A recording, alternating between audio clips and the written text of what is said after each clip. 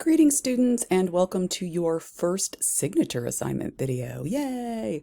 So for this first chunk of the signature assignment, this is pretty straightforward, not too complicated, not too hard.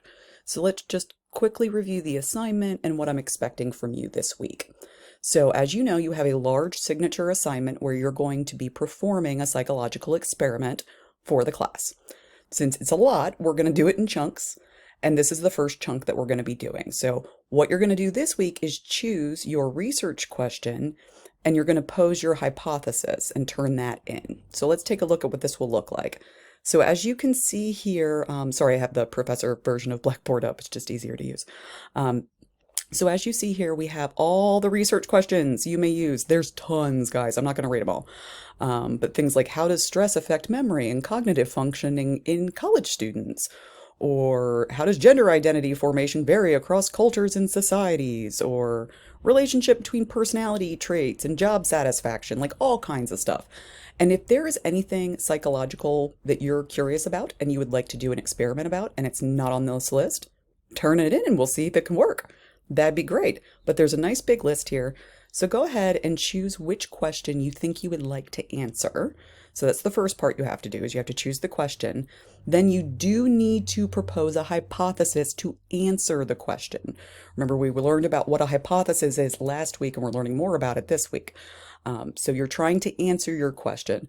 So let's say you decide to do the question, how does technology use impact attention span and cognitive development in children and adolescents? Okay, let's say that's the one you choose.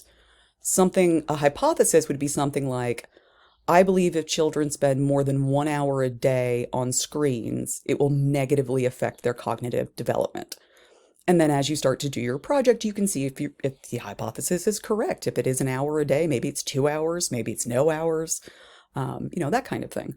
I would also recommend once you've chosen your question and your hypothesis that you go ahead and get started on the background research, just so that doesn't come out of nowhere and bite you in a couple weeks when it's due. It is a little more substantive. You'll have to do a little more work than for this one. So just be, aware of that. So all I need this week is the question you're doing and your hypothesis. So this is going to be at most 2 or 3 sentences that you're turning in. That's all you have to turn in for this portion of the project.